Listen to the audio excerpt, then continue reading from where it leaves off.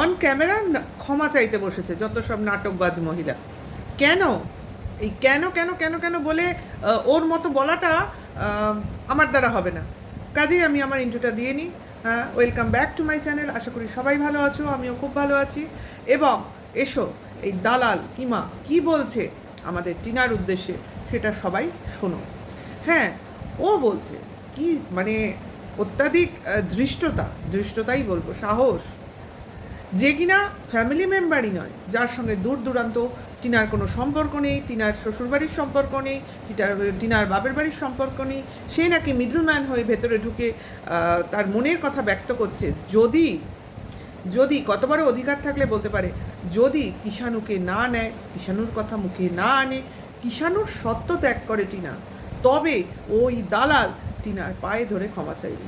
টিনার বলতে হবে না, আমি বলে দিচ্ছি, তোকে ক্ষমা চাইতে হবে না, প্রয়োজন নেই তোর মতো মহিলার ক্ষমা চাওয়ার। আমরা চাই কিষাণু ওর মার কাছেই ফেরত যাক। আমি টিনাকে না জিজ্ঞাসা করে, টিনার পারমিশন না নিয়েই বললাম, নে তুই এবার কি করবি কর।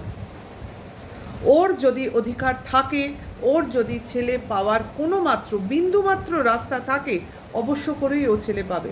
কোনো গায়ের জোর নয়, কোনো কৌশল নয়, কোনো ফন্দি ফিকির নয়, শুধুমাত্র ডাইরেক্ট অধিকার বোধ, মা ছেলের রিলেশন, সেই জায়গা থেকে রে ছাগল বলতে এসছে মা ছেলের কথা মুখে আনবে না।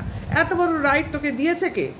আমার জানতে ইচ্ছা করে, কে বলেছে তোর ওই ফন্দিবাজ ভাই যে আমার কথায় হবে না? তোমরা বলো, তোমরা একদিক দিয়ে ক্ষমা চাওয়ার নাটক করো, অন্য দিক দিয়ে গালাগালি দিয়ে ধুইয়ে শুইয়ে দাও মাটিতে। মানে এক মুখে দু রকম, চার রকম, 10 রকম কথা বলো আর নাটক করো। এতদিন অবধি দেখো ভিউয়ার্সরা, এরা বলে এসছে কীরকম নিষ্ঠুর মা, ছেলের কথা মুখে আনে না। তোমরাও বলেছো, আমাদেরকে ক্রমাগত বলে গেছো, কিন্তু আমি বলেছি ওয়েট করো, ওয়েট করো, ওয়েট করো। দেখো আজকে যখন সেই মা তার ছেলের কথা প্রতিনিয়ত প্রতি সময় মুখে আনছে বা বলছে, ভিতরের কষ্ট বাইরে বেরিয়ে আনছে, অমনি এদের গাত্র দাহ শুরু হয়ে গেছে। তার মানেটা কি? এরা সবসময়ই চাইছে যে কোথায় সামান্যতম দোষ ত্রুটি সেটাকে বড় করে দেখাতে। এরা কিন্তু জানে এরা ও ছেলে চায়, কিন্তু ছেলের কথা কোনো কারণবশত মুখে আনতে পারছে না। তার মানে খোঁচা মারছে যে তুমি একটা ভুল করে ফেলো, নাও আমরা এরপরে আমাদের অভিসন্ধি অনুযায়ী এগিয়ে যাব। খোঁচা দিচ্ছিল, দেখো কিছু তো প্রবলেম হয়েছে। এইবার যখন চলে গেল টিনা ডাইরেক্ট হিউম্যান রাইটসে, এদের কিন্তু টনক নড়ে গেছে, অলরেডি টনক নড়ে গেছে। অথবা টনিক নড়েছে, অথবা এরা ভেতরে ভেতরে এদের মতো করে প্যাচ কষছে আর মুখ দিয়ে বা অন ক্যামেরা আমাদের দেখাতে চাইছে যে এরা খুব চিন্তায় আছে। অ্যাকচুয়ালি এরা হলো দুমুখ সাপ। এদের কোনো সময় কোনো যুক্তিটাই বিশ্বাসযোগ্য নয়, কারণ এরা সামনে দেখাবে এক, ভিতরে করবে আরেক। অ্যাকচুয়ালি এইসবই চলছে ভিতরে ভিতরে। দেখো যতক্ষণ এরা দেখাবে এইসব নাটকবাজ, করোনা করোনা বাবা, আমরা একে ছাড়া বাঁচতে পারি না, ওকে ছাড়া বাঁচতে পারি না, এটা কিন্তু কোনো কথা নয়। কিষাণুকে ছাড়া তার বাবা বাঁচবে না, কিষাণুকে ছাড়া তার দাদু ঠাকুমা বাঁচবে না, তাহলে মা বাঁচবে কী করে? বলবে মা পরকীয়া করে চলে গেছে। তাই মা পরকীয়া করে চলে গেলে তার মায়ের মমতাটাও কি পরকীয়ার সঙ্গে সঙ্গে বিসর্জিত হয়ে যায়? হ্যাঁ, ঠাকুমা নাতি ছাড়া বাঁচতে পারবে না। ঠাকুমা নিজে অনেক অল্প বয়স থেকে 3 মাসের বাচ্চা ছাড়া বেঁচে অভ্যস্ত, তার নাতির আদর আসে কোত্থেকে? হ্যাঁ, সে নিজের মেয়েকে যখন ত্যাগ করতে পেরেছে, তাহলে নাতি কোন ছাড়? হ্যাঁ, অন্যের কাছ থেকে সন্তান কেড়ে নেওয়ার আনন্দ নিজের মনের মধ্যে প্রকাশ করছো, এটাও কিন্তু ক্রাইম। বাবা মা ছাড়া নিজের সন্তানের উপর কারোর অধিকার আইনত গ্রাহ্য হয় না। হ্যাঁ, অবশ্যই দাদু ঠাকুমা ভালোবাসবে দুই পক্ষেরই। এক পক্ষের দাদু ঠাকুমা, অপর পক্ষের দাদু ঠাকুমা কি নদীর জলে ভেসে গেছে? অদ্ভুত এদের যুক্তি, অদ্ভুত এদের কথা বলার নমুনা। এদের দোষ নেই, এরা কন্টেন্ট ক্রিয়েটার, এরা কন্টেন্ট বানাচ্ছে, ভিউয়ার্সদের খাওয়াচ্ছে, রেভিনিউ ইনকাম করছে, এছাড়া কোনো যুক্তি নেই। এই কথাগুলো শুনে যদি ভিউয়ার্স ওখানে না যায়, রেভিনিউ না দেয়, এরা কি আর এই নিয়ে কথা বলতে বসবে? অবশ্য করেই বুঝবে না, কারণ বহু জায়গায় বহু ব্লগার অনেক কিছু করছে, তারা কিন্তু সেখানে যাচ্ছে না, কারণ এদের ভিউয়ার্স শুধুমাত্র কিছু জায়গায় আটকে আছে। অর্থাৎ এই টন্দীপ টিনা, ওদিকে আছে এই দালালের অন্তত ওই রিতম ঈশানী, ওই ব্যাপারটা, এর কন্টেন্ট এখানেই আটকে আছে। এ কিন্তু এর বাইরে কন্ট্রোভার্সি করবে না, কারণ জানে এই দুটো করলেই আমার রেভিনিউ হবে। কখনোই। অন্য জায়গায় কিন্তু অনেক আকাশ পাতাল আলাদা হয়ে যাচ্ছে, অনেক অন্যায় অবিচার হচ্ছে, কিন্তু সেখানে তাকে পাওয়া যাবে না, কারণ এখানে টাকা আছে, ওখানে টাকা নেই। তার মানে এর সমাজ সেবা করার যে টেন্ডেন্সি, বা লোকের ভালো করার যে টেন্ডেন্সি, বা তার ভাইয়ের ভালো করার যে টেন্ডেন্সি, দুই পক্ষেই তো ভাইদেরই ভালো চায়। যাই হোক, সেইটা কিন্তু পুরোটাই লোক দেখানো, কারণ পুরোটাই টাকায় মোড়া। টাকা ছাড়া এ কিছু বোঝে না, স্বাভাবিক, বোঝার কথাও নয়, কনসা ব্লাড রিলেটেড, এটা তো আমরা বুঝছি, এবং যারা সমসাময়িক বা অন্যান্য কন্ট্রোভার্সি ক্রিয়েটার তারাও বুঝছে না কিছু ভিউয়ার্স, কারণ ভিউয়ার্স ভাবছে বাবা কত ভালো, বাবা এর মতো মানুষই হয় না, অথচ এর পোল কিন্তু ওই পেঁয়াজের খোলার মতো একটা একটা করে বেরিয়ে আসছে, তবু লোকের বুঝতে একটু হলেও অসুবিধা হচ্ছে, ভাবছে তখন হয়তো এরম করেছে, এখন হয়তো পাল্টেছে। আরে কুকুরের লেজ ভাই, কখনো সোজা হয় না। হ্যাঁ, সময়ে ওই পুজোর চিত হয়ে শোয়ার ইচ্ছা হয়, কিন্তু সব সময় তো পারবে না, পুজো চিত হয়ে শুতে পারবেই না, ওই ইচ্ছাটাই হবে, আর ভিউয়ার্সদের ওই ইচ্ছাটাই দিয়ে একত্রিত করে রাখার চেষ্টা করছে, কিন্তু মনে হয় না পারছে, ধোপে টিকবে না। এই যে নাটক করতে বসেছে আজকে ভিডিও মারফত, ছেলের কথা তুলো না, তাহলে আমি তোমার পা ধরে ক্ষমা চাইব। আরে চাল ফট, তুই নাকি পা ধরে ক্ষমা চাইবি, আর সেই ক্ষমা দেখে টিনা একেবারে গদগদ হয়ে সমস্ত কিছু ছেড়ে দেবে। তুই কে?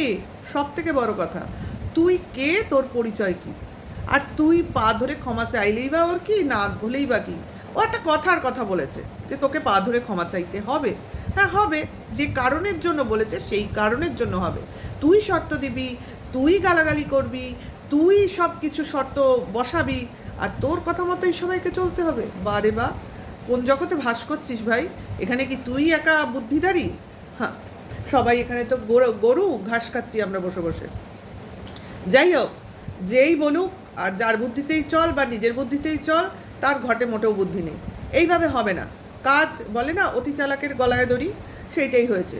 ছিল টিনা নিজের মতো, ছেলের ভালোর জন্যই ওখানে রেখে দিয়েছিল, তোদের কথা মতো ভালো পরিবেশ, দাদু ঠাকুমা, বাবার ছত্রছায়া, পতিতা পিসির ছত্রছায়া এর মধ্যে ছিল, ভালোই ছিল। ওকে ঘাটাতে গেলি, ডিভোর্স চাইছিল, দিয়ে দিতে পারতি, দিলি না, ভাবলি খুব প্যাচ কষবো, ব্যাস হয়ে গেছে। এই জন্যই আমি ওই কথাটা বললাম, অতি চালাকের গলায় দড়ি। বেশি চালাকি করতে গেলে যা হয়, আর তো হবে না, যেটা হয়ে গেছে সেটা হয়ে গেছে, পিছন ফিরে কখনো তাকাতে নেই। এখন যখন ও বেঁকেই বসেছে, এবং যদি এই বেঁকে বসাতে ওর ঘিটা, হ্যাঁ সোজা আঙুলে তো ঘিটা উঠলো না, আঙুলটা বেঁকাতেই হলো, সেইভাবে যদি ঘিটাও উঠাতে পারে তাহলে ক্ষতি কী? অবশ্যই। এবং টিনাকে বলবো এই ফালতু লোকের কথায় কান না দিতে, ফালতু লোকের ভিডিও না দেখতে। বলছিল না আমার ভিডিওটা ওর কাছে সেন্ড করো, আমার ভিডিওটা ওকে দেখাও, আমার মনে হয় না টিনা তোর ভিডিও দেখে, ওই উড়ো খবর মারফত দু একটা কথা ওর কাছে চলে যায়, ওই রকম যায় আর কি।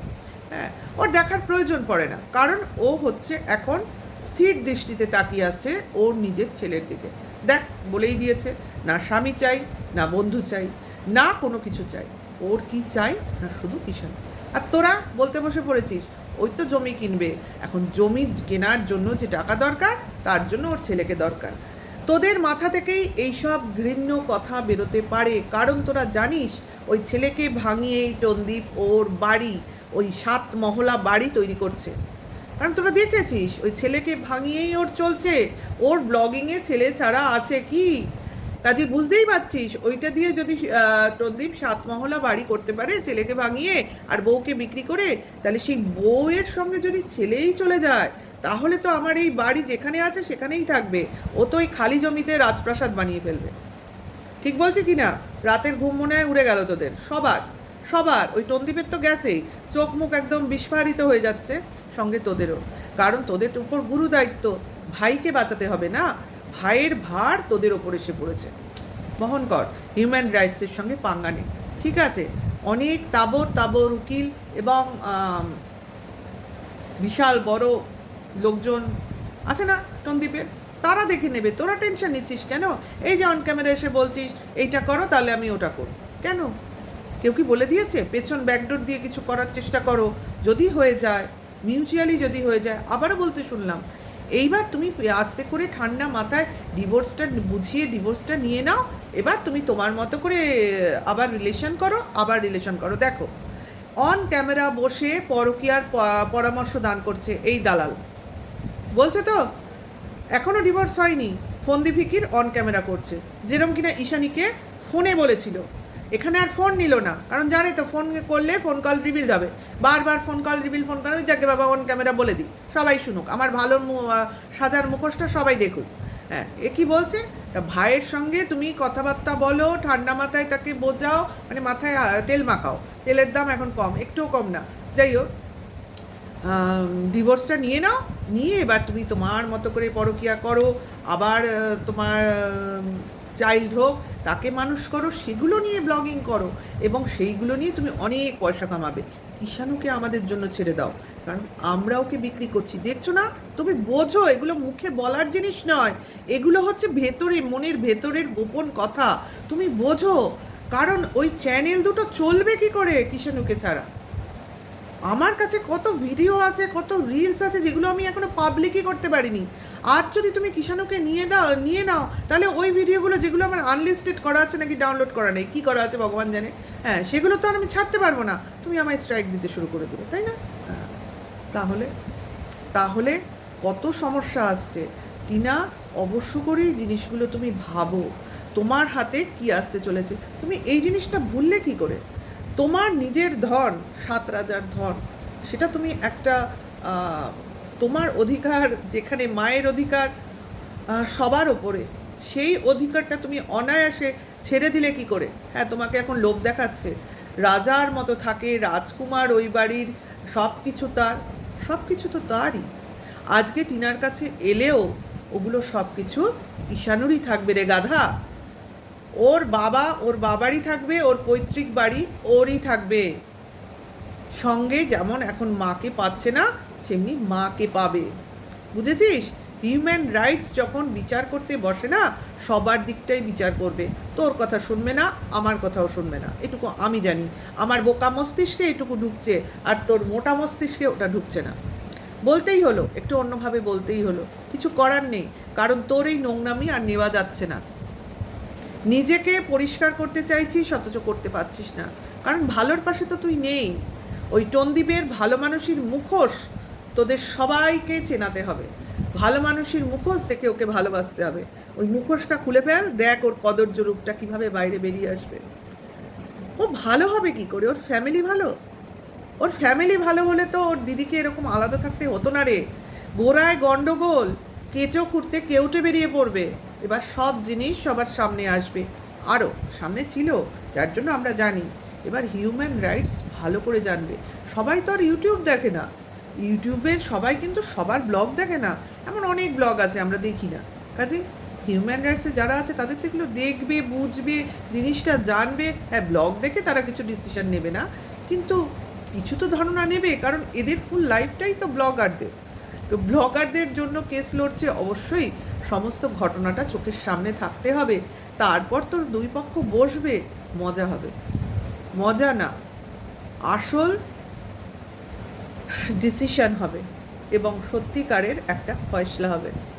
দেখবো, আমরা ওয়েট করে আছি। এত নরম এখনও হোসনি, এখনও অনেক টাইম আছে, আরও অনেক কিছু হতে চলেছে। শুধু পায়ে ধরে ক্ষমা চাইলে মনে হয় না হবে, আর এত শর্ত রাখলে তো হবেই না।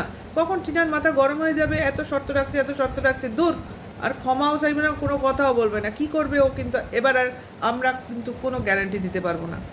তাহলে ভিডিওটা দেখলে যদি তোমাদের ভালো লাগে, ভিউয়ার্সের উদ্দেশ্যে বলছি, তাহলে অবশ্য করেই লাইক, কমেন্টস আর শেয়ার করো।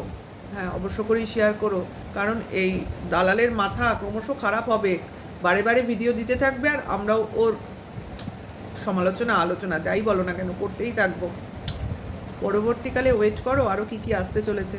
তাহলে এখনকার জন্য এইটুকুই, পরের ভিডিও ওয়েট করো। Tata, by.